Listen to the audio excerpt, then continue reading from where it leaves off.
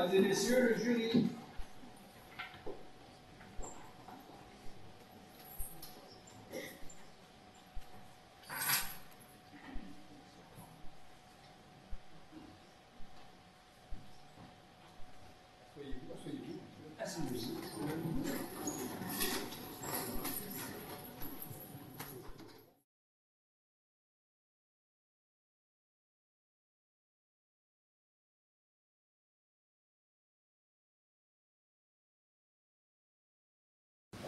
Faut-il rechercher le temps perdu?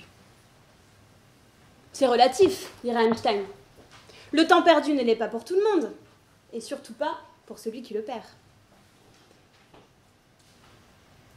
C'est finalement souvent à ce moment-là qu'il le trouve.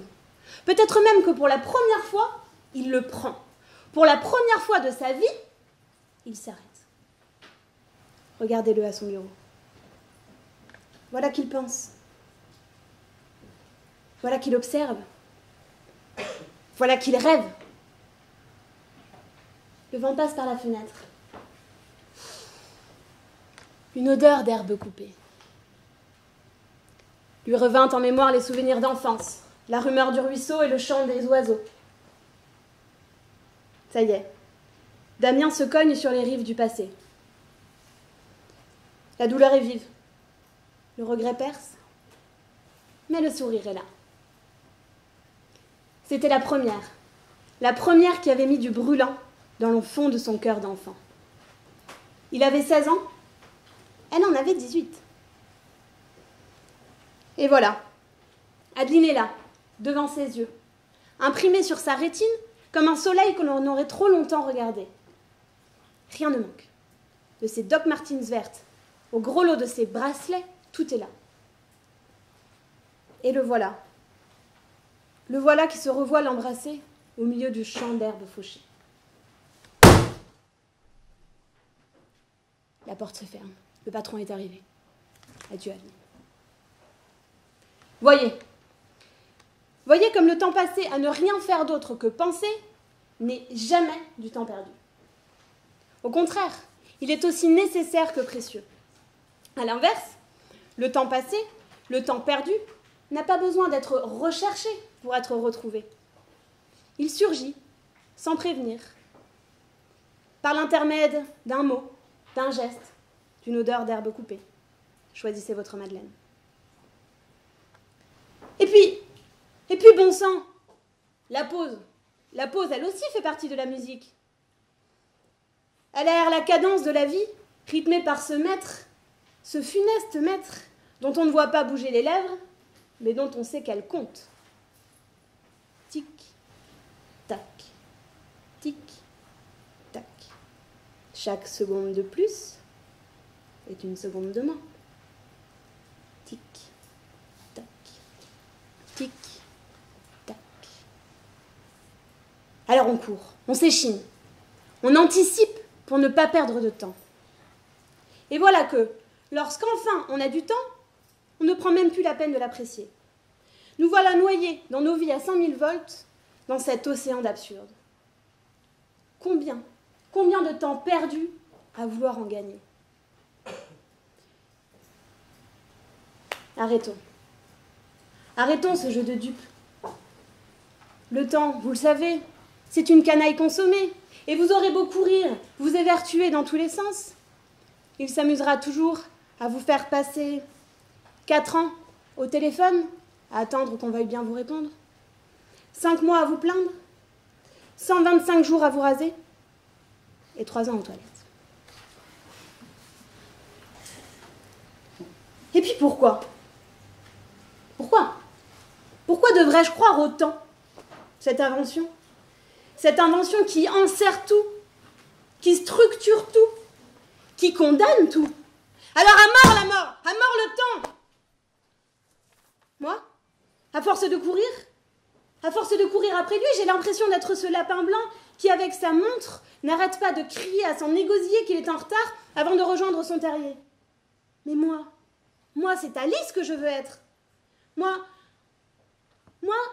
je veux être extravagamment curieuse. Moi, je veux être exploratrice, entrant dans le trou et tombant dans ce chaos afin d'arriver dans une demeure déstructurée où le temps n'existe plus et où le seul métronome serait le paradoxe, l'absurde, l'imaginaire. Tic, tac, tic, tac. Il est toujours là, ce funeste temps. Le temps est assassin. On a beau le fuir, il reste là. Combien de poèmes et combien de poètes ont tenté de le retenir? Ô temps, suspends ton vol. Vous, heure propice, suspendez votre cours. Mais à peine entrevu, le temps trépasse. À peine a-t-il côtoyé l'instant qu'il a déjà rejoint les abîmes du temps passé, emportant avec lui un bout du mortel de nos vies. Mais ne serait-ce pas là la clé? L'éternité réside dans ce qui dure peu. Il conviendrait donc de sacrifier un peu du funeste du temps pour obtenir le souvenir. Le souvenir. Ce bel éternel que l'on emporte partout. Alors à quoi bon? À quoi bon rechercher le temps perdu, puisqu'il est toujours en nous? Demandez à Damien. Il n'y a rien de plus vivant que le souvenir. Et puis le temps perdu à rechercher le temps passé est finalement une perte totale du temps présent. Non, moi ce que je recherche, c'est l'inconnu. Ce à quoi je ne m'attends pas, voilà ce que j'attends. Comme dirait ma perspicace mère, ma fille, on ne regarde pas l'avenir dans un rétroviseur. Et elle a raison, elle a raison. Il faut arrêter avec ce goût du nostalgique, ce « c'était mieux avant ». Hier encore, j'avais 20 ans. Oui, très bien, mais bon, si nos grands-parents ont bien connu un temps de chien, c'est celui de leurs 20 ans. Et puis, comme Brassens le dit souvent, le temps est toujours joli une fois qu'il a cassé sa pipe. Non, rechercher le temps perdu est totalement inutile. Laissons à Monsieur Houille l'accès des couloirs du temps. Bon, d'accord. Si c'est Marty McFly qui me propose de monter dans sa DeLorean, possible que j'accepte. Non, c'est vrai, quitte à remonter vers le futur, autant le faire avec une voiture qui en jette, nom de Zeus. Finalement, j'en arrive à me dire que le seul temps vraiment perdu, c'est l'imparfait. L'imparfait du subjonctif, pour être plus précis. Qui, mêlé à un passé un peu trop simple, peut faire des ravages. Retrouver le temps perdu, ce fut mon idée. Si on m'avait dit que vous le pûtes, je n'aurais pas tenu à ce que vous le sussiez. J'en conclus qu'il ne faut pas rechercher le temps passé. Car si nous le trouvions, nous serions alors nécessairement déçus, puisque le temps perdu est imparfait.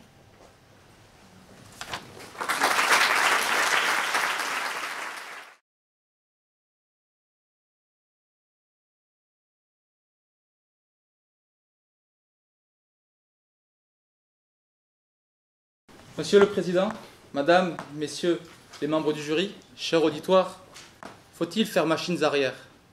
Je vais être franc avec vous. Lors du tirage du sujet, de ce frêle bout de papier, j'y ai songé. Ah oui, j'y ai songé. J'ai blêmi.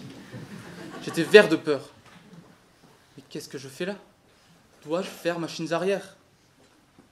J'étais saisi par la torpeur, par l'émotion, par la peur. Je me suis dit, non Bruno, ressaisis-toi. Tu es entré dans l'arène des jeux de l'éloquence, tu l'as voulu. Assume ton choix, ne sois pas lâche. Ne crains pas de sombrer dans les abysses de la peur. Tu vaux mieux que ça. Alors je m'en suis auto-convaincu. Ça vaut ce que ça vaut. Donc, revenons-en au sujet. Faut-il faire machines arrière? Avant tout, arrêtons-nous sur l'expression « faire machines arrière ». C'est un héritage du XXe siècle. À l'époque, les locomotives, les navires à vapeur n'avaient qu'une seule direction, la marche avant. Puis l'homme, par son génie, a décidé d'inverser la propulsion et a permis cette machine arrière. C'est prodigieux. Le débat scientifique et technique me permettrait de discourir pendant des heures sur ce thème. Mais je n'en maîtrise pas le moindre élément. Donc je m'arrêterai au débat philosophique, qui est un bien grand mot, pour tenter de vous convaincre que non, il ne faut pas faire machines arrière. Car moi, je n'ai pas fait machines arrière. Et quoi de mieux pour conforter mon propos que quelques illustrations historiques? Parce que oui, j'aime l'histoire, j'aime les grands hommes, j'aime l'audace, j'aime la découverte. J'aime cette envie, cette irrésistible envie d'aller toujours de l'avant. Et je vais commencer par citer Christophe Colomb, le fameux navigateur, le Génois, qui, malgré les colibés, malgré les critiques, malgré les tempêtes, malgré la maladie, n'a jamais renoncé dans sa quête de la route des Indes. Et on lui prête même ces quelques mots pour rassurer son équipage. Tu ne traverseras jamais l'océan si tu as peur de perdre de vue le rivage. C'est magnifique. Grand bond en avant, nous arrivons au XXe siècle. Nous sommes à la conquête des plus hauts sommets du monde. Les Britanniques, redoutables d'obstination, avaient un objectif, gravir l'Everest. Et vous savez quoi? Avec 2-3 bouts de corde, un piolet, ils y sont arrivés. Ils n'ont pas renoncé. Malgré les tempêtes, malgré les morts, malgré le froid, malgré la distance, ils y sont arrivés. Dernière référence, et non des moindres, la conquête spatiale. Vous connaissez tous l'histoire du premier homme sur la Lune, qui est fascinante. Et cette histoire, c'est la parfaite illustration d'une chose.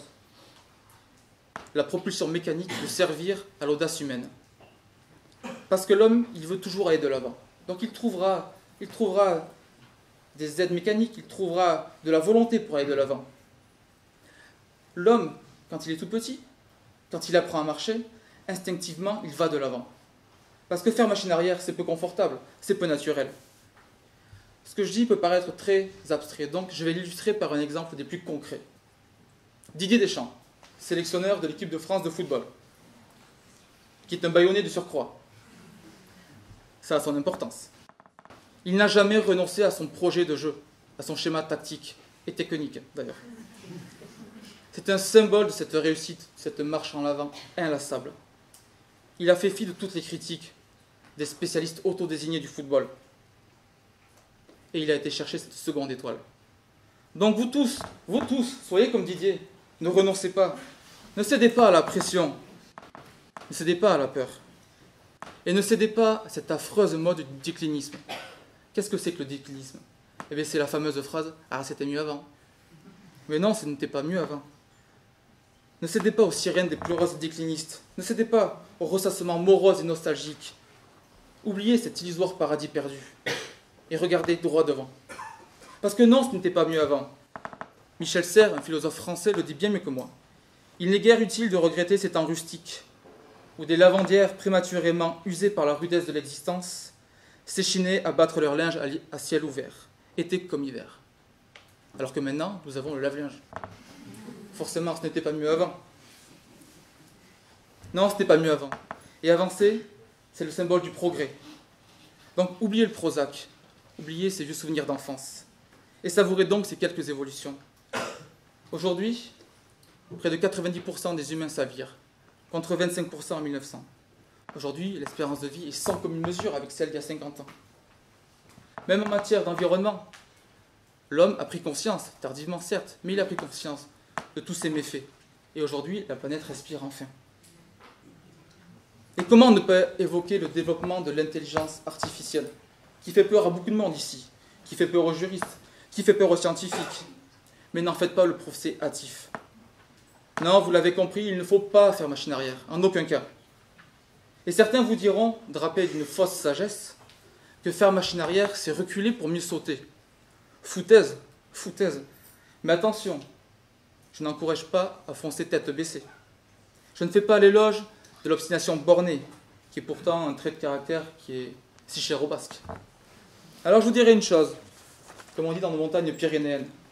Ce n'est pas parce que l'animal broute tête baissée qu'il ne voit pas les dangers qui l'entourent. Ça a le mérite d'être clair. Parce que l'homme, oui, c'est une espèce animale. Une espèce que j'espère dotée de bon sens, bien que j'en doute quotidiennement. Car la distance qui sépare les intelligences est inégale. Mais l'homme, c'est aussi une formidable mécanique, terriblement complexe, capable de changer de cap, capable d'un revirement, capable d'esquiver. Et bien manœuvrer cette formidable mécanique vous permet toujours de continuer cette marche en avant, de ne jamais faire machine arrière. Donc j'aimerais maintenant que chacun d'entre vous, chacun, cher auditoire, s'approprie cette question. Faut-il faire machine arrière? Si ma démonstration ne vous a pas convaincu, je ne dirai qu'une chose. Moi, je vais de l'avant. Il n'y a pas de marche arrière chez moi.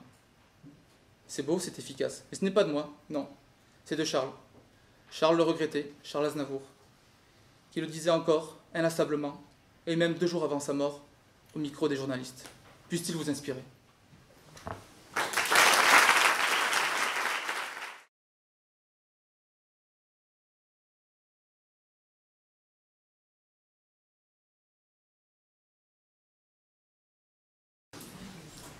Je me tiens devant vous, la gorge serrée, mais prêt à être jugé. Mon avocat de permanence débordé, je n'ai eu d'autre choix que de me défendre seul.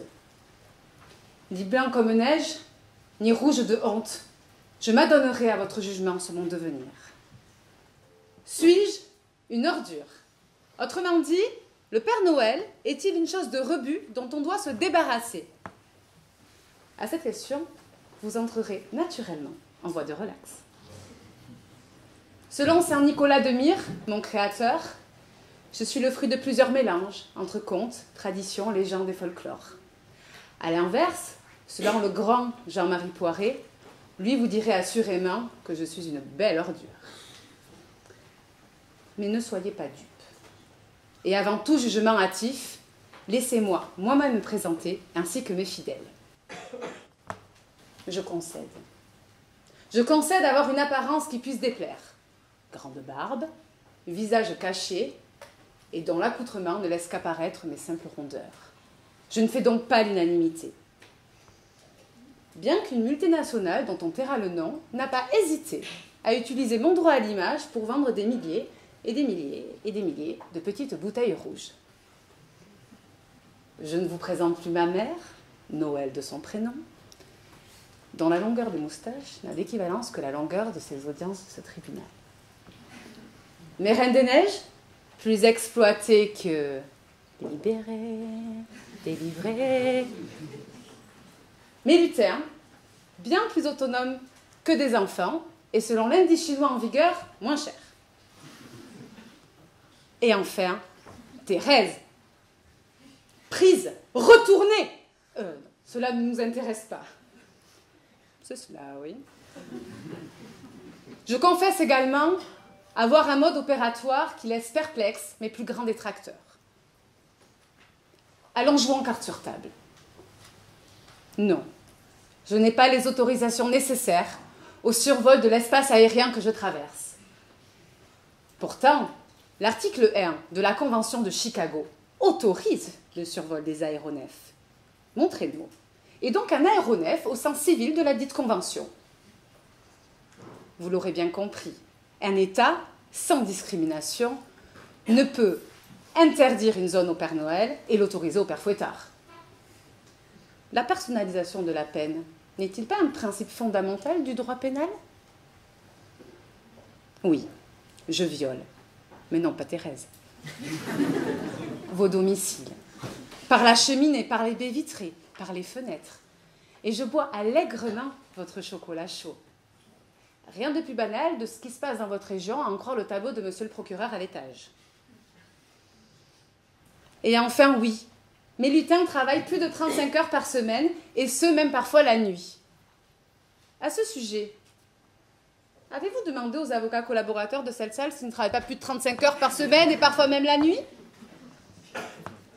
La confusion est donc mince entre un avocat collaborateur, un enfant et mes lutins. Mais savez-vous ce qui me rend le plus triste aujourd'hui? C'est que l'on m'accuse. Mes détracteurs m'accusent de mentir aux enfants, d'abuser de leur crédulité. En somme, de les escroquer, en les trompant sur ma véritable identité. Pourtant, l'article 313-3 du Code pénal suppose un abus de fausse qualité, un abus de qualité vraie, des manœuvres frauduleuses, en vue de tromper une personne physique ou morale, à lui remettre un bien, un service, de l'argent. Croyez-moi, je n'en tire aucune contrepartie lorsque je dépose les cadeaux sous le sapin de vos enfants? Quelle est mon intention, si ce n'est de voir les yeux des enfants émerveillés, vos enfants émerveillés?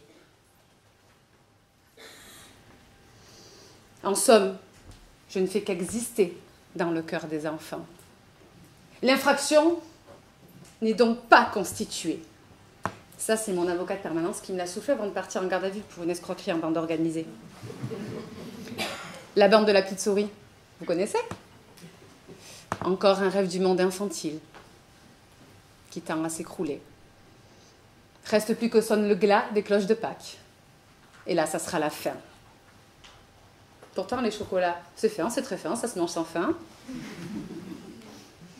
Alors non, je ne suis pas un escroc et encore moins une ordure. Je ne suis que le père adoptif de vos enfants. Une figure de toute puissance, mais une bonne figure, sans les attributs du dieu courroucé. Je ne suis que le médiateur entre les parents et leurs enfants. Je récompense tel un grand-père Noël qui crée un lien social et indéfectible entre toutes les générations lors des repas de Noël et lors des fêtes de Noël. En somme, je ne fais qu'exister dans le cœur des enfants. Saviez-vous que des milliers de bénévoles de Poste Canada répondent à des milliers de lettres chaque année m'étant adressées? Saviez-vous que la défense aérospatiale de l'Amérique du Nord invite les petits à suivre le voyage du Père Noël sur son site? Ou saviez-vous encore que l'État de Moscou, en 2007, a interdit une publicité qui affirmait que le Père Noël n'existait pas? On ne comprend pas d'ailleurs. Alors, ce mensonge, cette tromperie, structurée et encadrée, et ce même au niveau étatique, n'est plus de mon ressort. Alors, parce que les mots s'envolent et que les écrits restent, écoutez cette petite lettre d'une petite fille nommée Malia. Cher Père Noël, j'ai perdu l'une de mes dents hier. Je l'ai donc mise sous mon oreiller pour que la petite souris me donne une pièce. À mon réveil, j'ai trouvé un grand cahier de coloriage. Alors j'ai dit à mon papa, à ma maman, ce n'est pas possible. C'est pas la petite souris qui m'a apporté un cahier de coloriage. Mes parents, sur deux, m'ont assuré que oui. Alors Père Noël, je me suis moquée d'eux. Mais non, papa, maman, ce n'est pas possible. Elles étaient deux. J'ai été soulagée, Père Noël. Mes parents m'ont affirmé que j'avais raison. Il y a bien deux petites souris. Alors, est-ce vraiment moi l'ordure?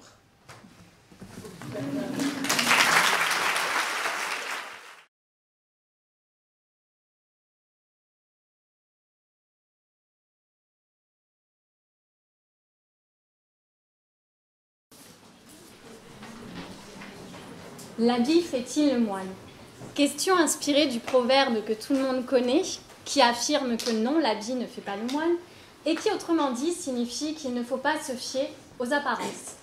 Alors, très certainement, par des formations professionnelles, j'ai tenté de trouver quelle était l'origine de ce proverbe qui est utilisé par tout le monde. Alors, les historiens ne sont pas tous d'accord, et il y en aurait trois. La première, en fait, c'est Rabelais qui l'aurait utilisé pour parler des hommes donc de culte, des hommes qui sont censés être de vertu et qui au Moyen-Âge, en fait, pillaient, tuaient et s'accaparaient les biens matériels. La deuxième origine daterait du XIIIe siècle, quand François Grimaldi s'était emparé de la forteresse sur le rocher monégasque avec son armée déguisée en moine franciscain. Et la troisième expression, en fait, serait juste une déformation d'une expression utilisée par Plutarque qui consistait à affirmer que la barbe ne fait pas le philosophe. Et fort heureusement, car si l'on en croit un proverbe arménien, si la barbe était gage de sagesse, toutes les chèvres seraient prophètes. Alors, on ne peut que l'affirmer. Effectivement, l'habit ne fait pas le moine, et il serait d'ailleurs relativement présomptueux de croire que l'on peut connaître une personne, ses qualités, ses défauts, juste en la voyant, en se fiant à sa tenue vestimentaire ou comment elle se tient. Toutefois, il apparaît que si on regarde comment les liens sociaux se créent aujourd'hui, eh bien on se fie beaucoup trop à cette apparence et à cette image. Donc, pour illustrer mon propos, je vais me baser sur 3 exemples de la vie quotidienne. Le premier, basique, les relations amoureuses. Alors là, vous allez me dire, c'est tout à fait normal. En premier, on est attiré par un physique, par un charme. Ensuite, on creuse, on essaie de connaître la personne. Parfois, on creuse trop, on s'enfonce. Mais on essaie tout de même de voir si la chimie se confirme. Car, on me l'a souvent dit, derrière tout crapaud peut se cacher un prince. Et parfois, malheureusement, c'est aussi l'inverse. Derrière le prince se cache un crapaud. Alors, figurez-vous qu'il y a des personnes qui ne s'intéressent absolument pas à cette chose futile qu'est la personnalité. Et de là sont apparus des sites de rencontres très très sélectifs, des sites de rencontres qui sont uniquement en fait pour les gens qui sont beaux, les gens qui sont riches, intelligents, visiblement très humbles aussi d'ailleurs. Et quand on regarde en fait la présentation du site, ils ne parlent ni d'amour, ni d'âme sœur, non. Ils expliquent seulement que 60% de leurs candidats ont un diplôme universitaire et ont réussi dans la vie. Ça laisse songeur, rêveur, je ne sais pas. Deuxième exemple de la vie quotidienne pour illustrer mon propos, le recrutement. Alors là, c'est pareil, si normalement en fait on ne devrait pas s'attarder sur le physique de la personne, mais uniquement sur ses qualités professionnelles, sur sa capacité à occuper le poste, il est apparu que le physique jouait un rôle beaucoup trop important. Effectivement, les statistiques démontrent que les personnes qui ont un physique dit moins avantageux, entre guillemets, ont beaucoup plus de difficultés à occuper le poste comparé en fait à la personne qui viendra avec un physique plus attrayant pour le recruteur. Et c'est de là qu'est apparue la question des CV anonymes. Elle permettait en fait d'éluder tout préjugé qui aurait été lié soit au physique, soit en fait aux origines de par le nom ou le prénom. Alors bon, aujourd'hui je vous le concède, cette question est totalement caduque puisque on l'a vu, on nous en a parlé. Aujourd'hui, un chômeur qui en veut et qui en veut vraiment, il lui suffit de traverser la rue pour trouver un emploi. Donc, la question ne se pose plus. Troisième exemple de la vie quotidienne, les repas. Et là, c'est pareil, vous vous dites, quel est le rapport entre les repas et l'apparence? Eh bien, figurez-vous que dans un restaurant à Paris, face au Sacré-Cœur, eh bien, l'apparence a un rôle extrêmement important puisque les serveurs avaient une mission primordiale. Alors, si dans les années 50, on plaçait les personnes de couleur en fait au fond du bus, sachez que dans ce restaurant, en 2013, il fallait placer les personnes avec un physique moins avantageux au fond de la salle, alors qu'à l'inverse, il fallait placer les personnes avec un physique beaucoup plus attrayant devant la vitrine. Pourquoi? Parce qu'apparemment, ça faisait venir la clientèle, le beau devant attirer le beau apparemment. Mais sorti du caractère anecdotique de ces tristes exemples, il est quand même aujourd'hui relativement triste de noter que malgré notre histoire qui a été ternie par les préjugés, qui ont été basés sur la couleur, qui ont été basés sur les religions, eh bien on se focalise toujours autant sur l'image pour créer nos liens avec les autres. Et d'ailleurs, malheureusement, avec l'essor des réseaux sociaux, il apparaît que cette image prend une place de plus en plus considérable et que plus on en montre, plus on en possède et plus on fait rêver et plus on intéresse l'autre. Par conséquent, ça crée le rejet, ça crée l'isolement et du coup c'est violent. Et c'est notamment violent pour les plus jeunes qui, dès la maternelle en fait, se retrouvent confrontés à cette importance de l'image. Il est donc aujourd'hui temps de se réveiller et de prendre plus le temps de creuser, d'apprendre à connaître l'autre et de se focaliser sur des valeurs qui seraient beaucoup plus profondes que l'image. J'en terminerai donc mon propos avec un extrait d'une fable de La Fontaine, dans laquelle le renard dit à la panthère « Combien je suis plus beau que toi, moi qui suis varié, non de corps, mais d'esprit. »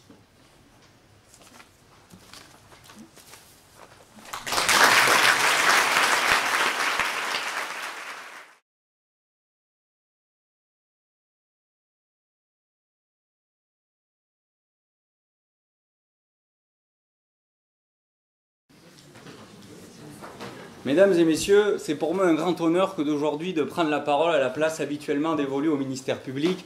Et la tentation est encore plus grande de faire comme lui et de parler pour ne rien dire. Vous me direz, si je n'ai rien à dire, qu'il se taise. Ça serait bien impoli de ma part que de garder le silence ce soir alors que nous sommes tous ici réunis pour célébrer l'éloquence. Alors je vais faire usage de ce qui nous caractérise le mieux en tant qu'être humain, la parole. La parole est à la fois le bien le plus précieux et le plus dangereux qu'il ait été donné à l'homme. La parole est puissante, la parole est action où elle n'est rien. La parole peut émouvoir, plaire ou convaincre, mais elle est également méchante ou blessante, et parfois elle ne peut servir à rien. La langue française est certainement l'une des plus belles langues du monde. Elle nous permet d'utiliser toutes les nuances, c'est la langue des poètes, des lumières. Et pourtant, elle a aussi le défaut de ses qualités, parce qu'elle nous fait oublier comment dire les choses simplement. Enfin moi je dis ça, je dis rien. Pareil pour ne rien dire a été érigé au rang d'art par la profession d'avocat et par nos hommes politiques. Grand nombre de nos hommes politiques sont d'ailleurs avocats de profession, que voulez-vous, on ne se refait pas. Combien de fois ai-je entendu dans cette salle nombre de publics se lever et dire après la plaidoirie de l'avocat de la défense « Waouh, qu'est-ce qu'il a bien parlé !» alors que ce marchand de parole qu'est l'avocat n'a strictement rien dit. J'ai moi-même eu l'honneur, une fois, d'obtenir les félicitations de mon client juste après une de mes plaidoiries. Et d'ailleurs, Madame le Président, vous êtes là. Madame le représentant du ministère public, vous êtes là et vous y avez assisté. Les réquisitions étaient pourtant de l'emprisonnement avec sursis. Il a été condamné à l'emprisonnement ferme. Je dois dire que ce jour-là, nous avons perdu tous les deux l'occasion de nous taire. Le droit de se taire est un droit absolu dans cette salle. Combien de fois, Monsieur le Président, vous ai-je entendu dire à la barre, à tous ces clients, à tous ces prévenus se succédant ici même, monsieur, vous avez le droit de vous taire. Et combien l'exerce en réalité, ce droit? Pratiquement aucun. Et pourquoi? Parce que le silence est coupable. Le coupable acquiesce en silence, alors que lui, l'innocent, veut se défendre, parle, crie, vocifère. Il n'y a rien de pire que le silence. Le silence est embarrassant, le silence est étourdissant. Qui, dans sa vie privée, ne s'est jamais retrouvé dans une situation où, avec son interlocuteur, un silence gênant s'est installé? Ce silence qui, comme le dit Baudelaire, nous donne envie de nous enfuir. Avons-nous fui? Non. On a meublé en parlant, pour ne rien dire. Car comme le dit si bien Charles Aznavour, le silence rime avec indifférence. On ne supporte tellement pas le silence que dans le secret de nos bureaux, dans le secret de nos voitures, et d'ailleurs j'en ai fait la meilleure expérience depuis une semaine, on se parle tout seul. Parce que parler, c'est penser à voix haute. Robinson Crusoe est seul sur son île déserte, et pourtant, il se disait tous les jours, je vais me forcer à parler à voix haute, parce que parler, ça nous permet de se souvenir que nous sommes humains. Ça nous permet de nous souvenir de notre humanité. Dire que quelqu'un parle pour ne rien dire, c'est porter un jugement de valeur sur la qualité de sa parole. Parce que rien est synonyme de vide, de néant. Et pourtant, comme le dit Raymond DeVos, rien, c'est déjà quelque chose. Parce que si je multiplie rien par 3, ça fait 3 fois rien. Alors, gardez-vous bien de juger la qualité de la parole d'autrui, parce qu'on a trop tendance à l'oublier. C'est autant l'auditoire que l'orateur qui fait le discours. Et ce soir, je dois vous le dire, vous êtes un public de grande qualité. À l'heure où la liberté d'expression est attaquée de toutes parts, à l'heure où on répète à qui veut l'entendre « je suis Charlie », dites-vous qu'en parlant pour ne rien dire, vous continuez et vous contribuez à protéger notre liberté d'expression. Alors, ne laissez jamais personne vous censurer. Et si un jour c'est le cas, comptez sur moi pour vous défendre, car si je suis Charlie, je suis autant parler pour ne rien dire.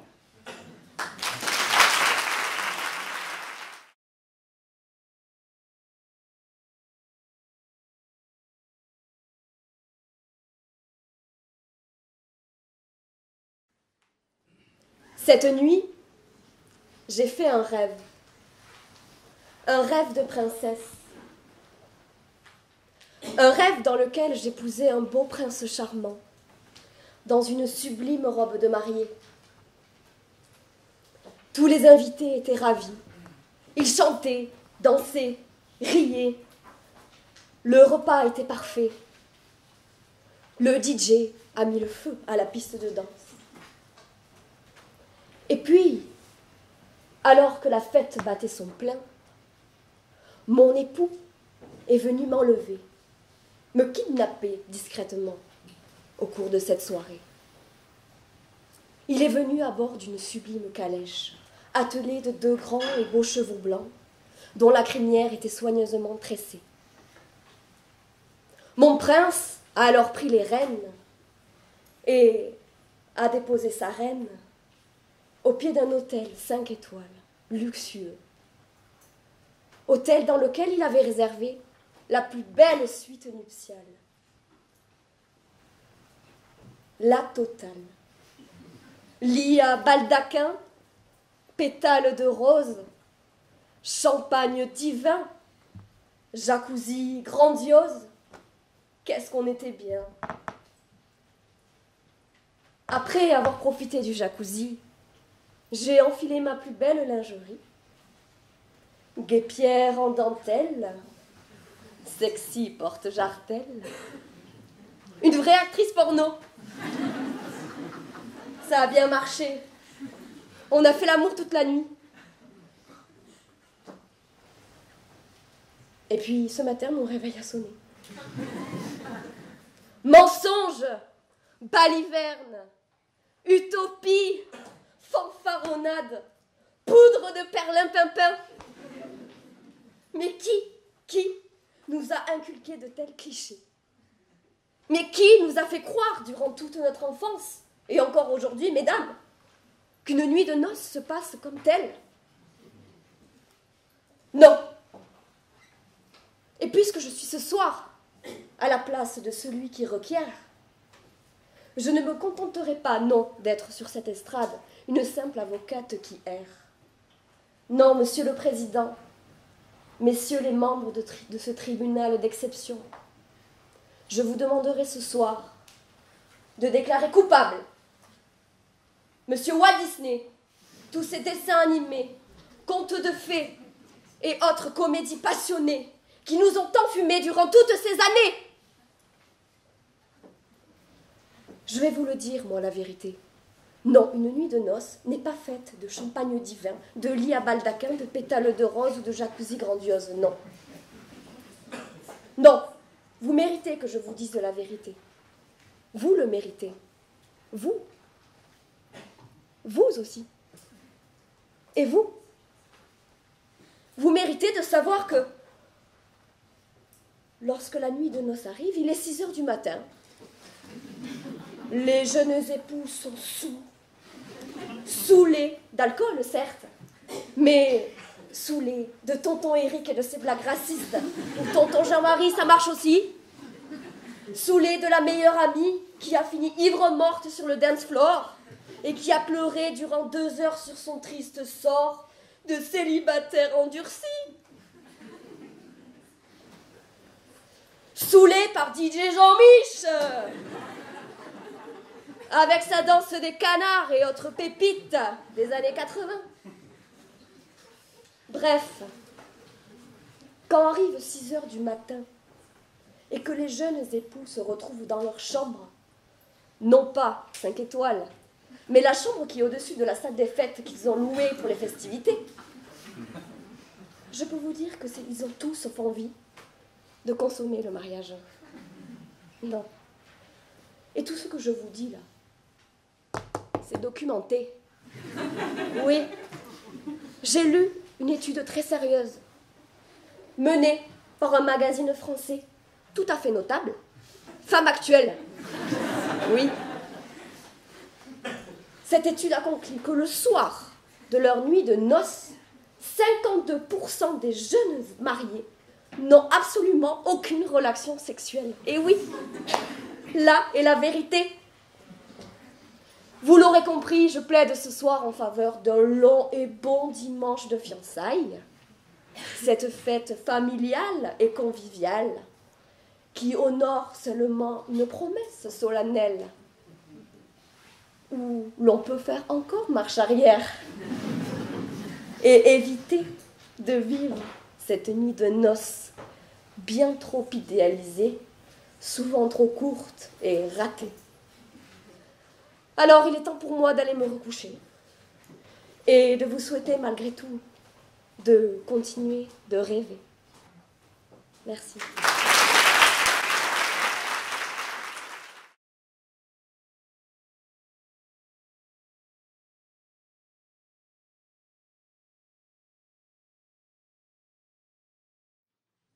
Pierre Desproges disait « On peut rire de tout, mais... » Est-ce que vous pouvez finir ma phrase? Ouais. Là, je testais un petit peu le niveau culturel de la salle. Bon. Effectivement, pour pouvoir m'adapter, je vois aussi qu'il y a des enfants. Alors, j'avais pas vraiment prévu une version censurée. Hein. Donc, avec ce genre de sujet, j'avais prévu des choses assez trash. assez difficile à analyser. Mais en tout cas, vous inquiétez pas. Si vous n'arrivez pas à comprendre quelque chose, je vous invite à demander à monsieur le bâtonnier. Hein. Donc, Pierre Desproges disait, on peut rire de tout, mais pas avec tout le monde. Mais heureusement qu'on peut rire de tout. Et justement, l'humour noir permet de rire de tout. On ne peut pas sensiblement dans cette vie ne pas rire du malheur, du désespoir, des choses dramatiques. On doit rire de tout. Par contre, quand on fait cet humour, cet exercice, l'idée quand même à garder en tête, c'est ce décalage qu'on doit avoir. C'est ne pas croire ce qu'on dit, parce que sinon, ça c'est moyen. Et il y en a certains qui se trompent avec cet exercice. Par exemple, on voit Dieudonné, tantôt humoriste, tantôt négationniste, tantôt fréquentable, tantôt condamnable, tantôt relaxé, tantôt condamné, tantôt apprécié, tantôt critiqué. Le mec se cherche, concrètement. Bon, je suis d'accord, l'exercice de l'humour est difficile. Le rire est quelque chose de fragile, sa maîtrise doit être subtile, et dans ce cas, vous aurez un auditoire docile. L'humour, c'est un merveilleux instrument. C'est une véritable arme, d'autres sont morts au combat. C'est une façon de faire entendre la vérité. C'est une façon indolore de faire passer un message, une manière légère de transmettre des informations. Par exemple, si je devais vous vendre une maison en viager, je vous dirais, c'est un principe un peu amoral, qui consiste à investir dans la pierre pourvu qu'elle soit rapidement tombale. Ce n'est pas de moi, c'est de Laurent Baffy. Je lui emprunte pour l'occasion. Et c'est toujours de plus simple de dire les choses avec humour. Ça passe mieux. L'humour, c'est la vaseline des vérités. C'est le poppers de l'information. Vous avez compris. Alors on vous dira, l'humour noir et le rire jaune sont liés. Il n'y a pas d'humour noir sans rire jaune, et il n'y a pas de rire jaune sans humour noir. Mais c'est faux. Mais c'est faux, c'est complètement ridicule. On ne rit pas couleur. C'est complètement stupide. On rit, soit on rit, soit on ne rit pas. Vous êtes franc avec ça, on vous entend. Si vous rigolez, on vous entend. On vous entend. On ne ment pas avec l'humour. Même l'expression rire jaune est complètement stupide. Rire jaune, ça ne veut rien dire, comme la plupart des expressions françaises. D'ailleurs, je me suis souvent demandé d'où venaient ces expressions. Je me suis dit, est-ce qu'il y a quelqu'un là qui les crée bien pour mettre des difficultés dans la langue française, parce que bon, un étranger qui arrive, qui entend avaler des couleuvres, poser un lapin, mettre les pieds dans le plat. Techniquement, la langue française, c'est pas vraiment la grammaire qui est difficile. C'est plutôt nos expressions qui sont incompréhensibles pour la plupart des gens qui essaient d'apprendre. C'est complètement fou. Donc c'est pas parce qu'une expression a le mérite d'exister qu'il faut vraiment l'utiliser. Moi, j'aurais quand même rêvé inventer une expression. Vous imaginez, je lance une expression qui n'a ni queue ni tête, je balance des mots, des verbes et ça fait une phrase. Et puis plusieurs années après, il y a des gens qui continuent à l'utiliser. Mais dans un contexte qu'on comprend tous. C'est ça le pire. Et je sais que c'est pas donné à tout le monde. Bon, une a réussi, très dernièrement, Nabila, par exemple. Non mais allô quoi. Quand même poser sa marque, on la connaît. Mais j'ai pas les mêmes attributs. Même si avec ma robe, vous ne pourrez pas le vérifier. Pour l'expression rire jaune, je pense qu'il y a une petite difficulté. C'est mal employé. Quand on parle de rire jaune, en fait, c'est quand on ne sait pas si la personne rit ou pas. Elle vient de lâcher un truc horrible, et puis il y a un petit temps d'arrêt où on se dit, est-ce qu'elle rigole vraiment? Et puis là, personne va vous dire, ah mais non, mais je rigole. Ah, ça permet de descendre. Et c'est vraiment là où le malaise, où le rire jaune peut être employé. Et c'est voilà, cette technique de rattrapage qu'il existe quand on vient de sortir quelque chose, on se demande, mais sérieux, il dit vraiment ça? Il le pense vraiment?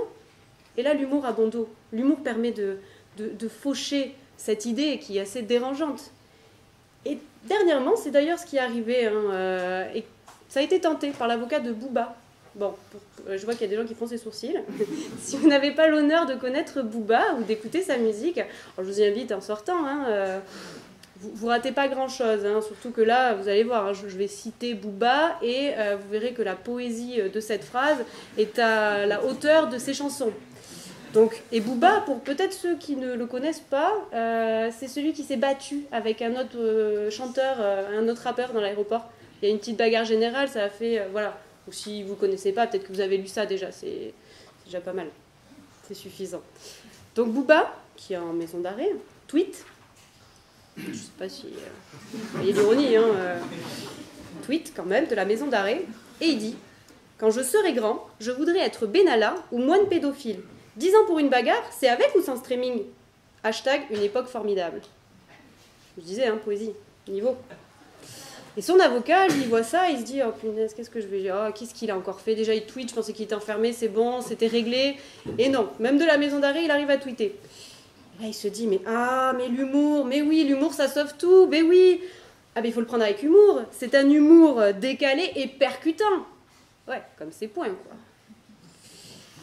Et en tout cas, face à cette personne dont on ne sait pas si elle rigole ou si c'est sincère ce qu'elle dit ou il y a un petit malaise, moi je vous dirais de faire comme le disait si bien Beaumarchais. Je me presse de rire de tout, de peur d'être obligée d'en pleurer. Alors je vous demande de m'écouter, de faire travailler encore un peu votre matière grise. Arrêtez de marronner pour un rien. Arrêtez de vous faire des cheveux blancs pour pas grand-chose. Arrêtez à chaque fois de tenter le 1er janvier de vous mettre au vert et 3 jours après de vous retrouver avec un bon verre de vin rouge. Donnez carte blanche à l'humour et riez de tout. Riez de vous, riez tout le temps et vous verrez la vie en rose.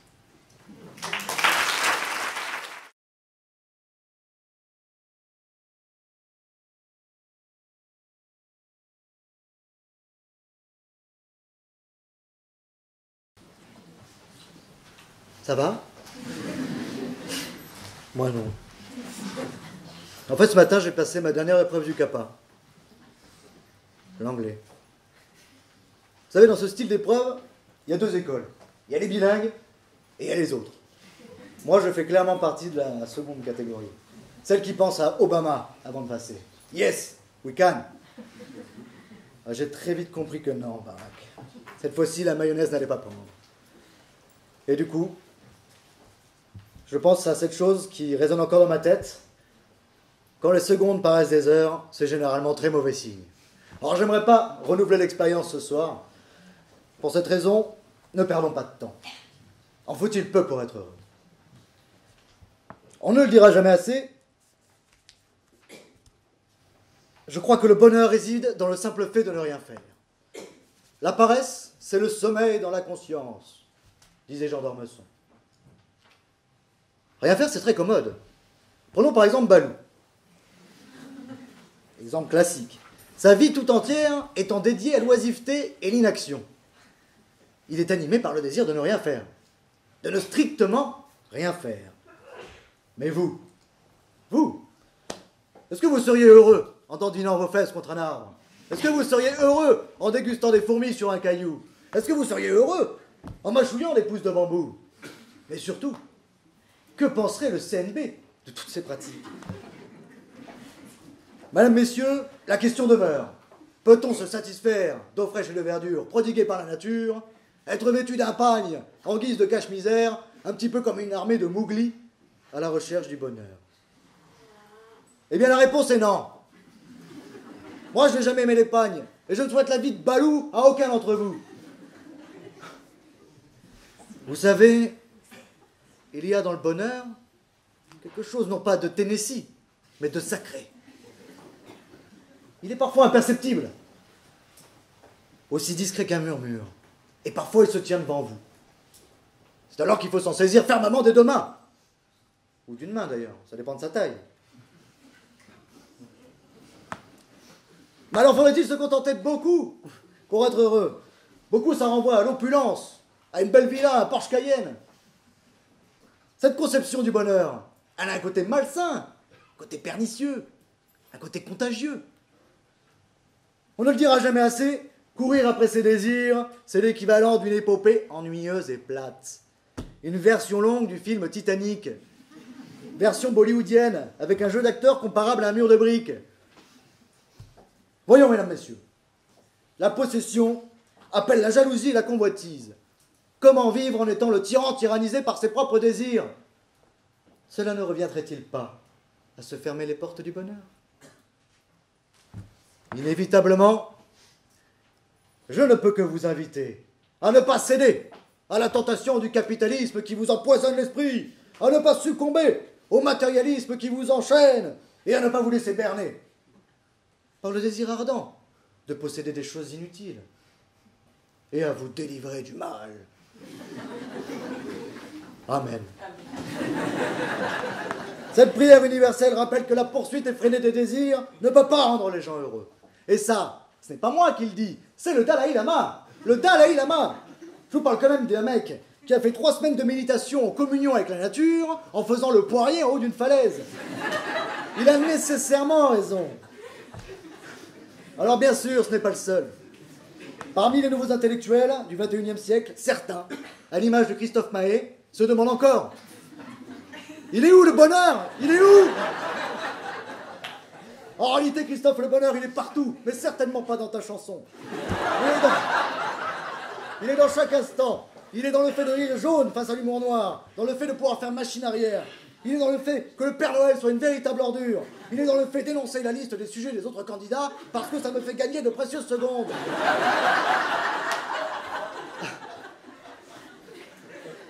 Moi, par exemple, il m'en faudrait peu pour être heureux. Je pourrais l'être dès ce soir. Il se dessinerait devant moi, sur vos visages, sur vos sourires et dans vos yeux. Je me tiendrai alors devant vous, la tête haute, et j'entendrai les acclamations des avocats de Bayonnaise. Bertrand, Bertrand. À ce moment précis, je caresserai le bonheur, alors que ce matin même, je m'étonnais de parler franglais. Ce soir, j'aimerais finir ma journée comme elle a commencé, avec ces quelques mots en anglais, Monsieur le Président. J'ai pris des notes. So, Mr. President, it was super. Thank you to écoute me. Bye-bye.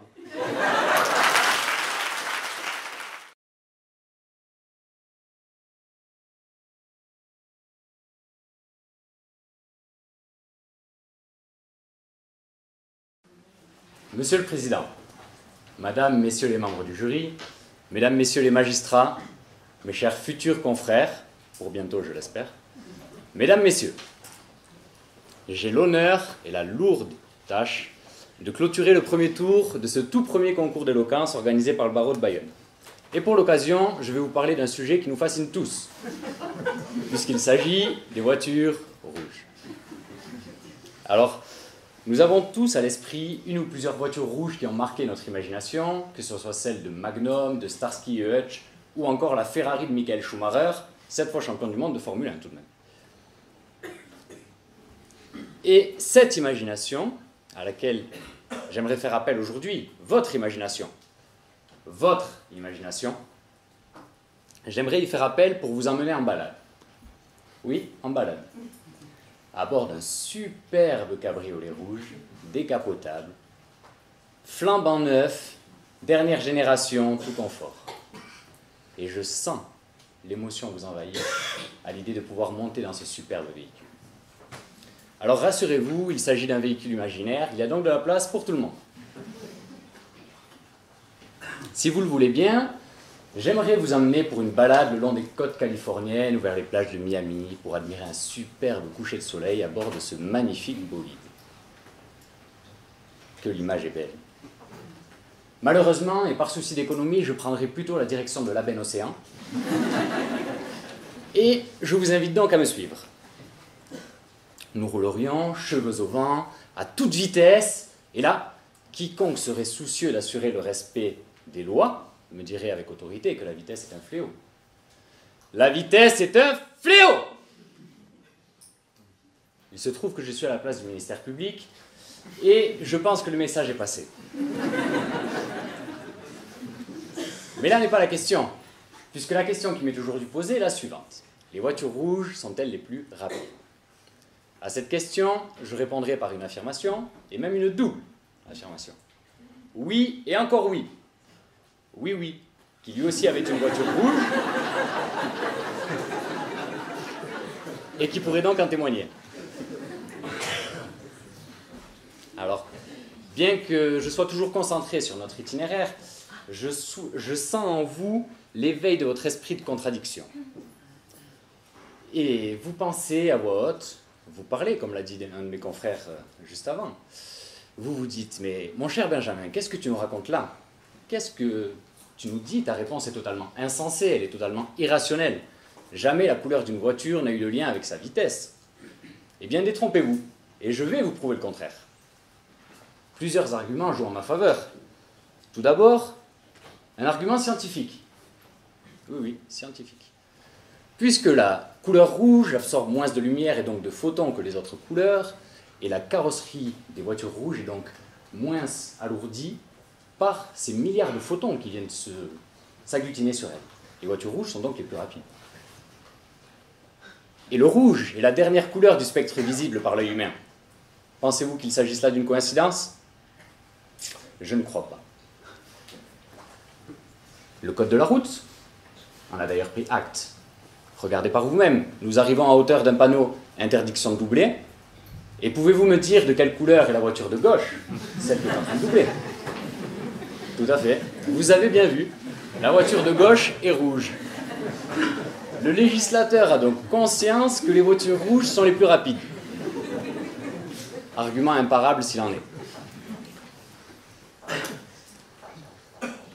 Toutefois, nous arrivons bientôt à destination, et votre esprit de contradiction, bien qu'il s'en ait retourné à son sommeil, pointe toujours une lueur de doute dans votre esprit, que je me dois d'ôter. Alors, ce sera rapide et sans douleur, je vous l'assure. Et pour ce faire, je dois faire appel à un argument symbolique, maintenant. Puisque le rouge est la couleur de la vitesse, c'est la couleur de la passion, de l'intensité, de la vélocité, de la célérité, de la réalité de mes propos. En somme, vous l'aurez compris, pour qu'une voiture soit rapide, il faut qu'elle roule, il faut qu'elle bouge, tout simplement, il faut que la voiture rouge.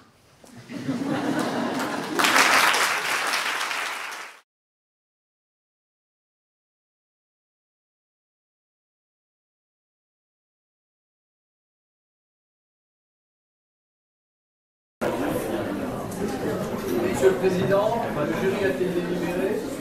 Monsieur le bâtonnier, le jury a délibéré, même si on ne sait pas tout cela, même si les décisions à prendre n'étaient pas forcément aisées, comme toujours. En tout cas, il a reconnu déjà la qualité de l'ensemble des prestations qui avaient été faites par chacun des 9 candidats.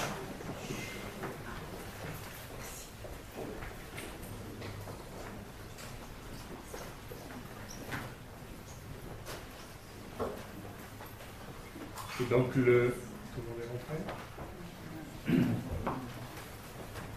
Et donc le jury a retenu dans l'ordre de leur présentation les 5 candidats, les 5 éloquents suivants. Alors tout d'abord le numéro 1, Emmanuel.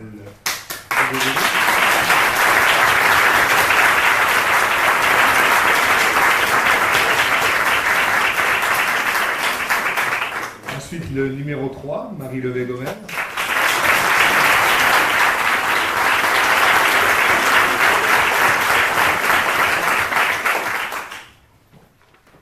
Le numéro 5, Maître Philippe Saladin.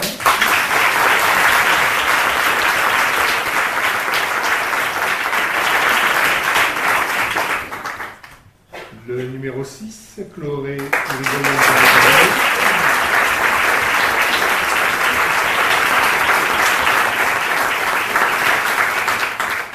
Et enfin le numéro 8, Maître Bertrand Balou, pardon.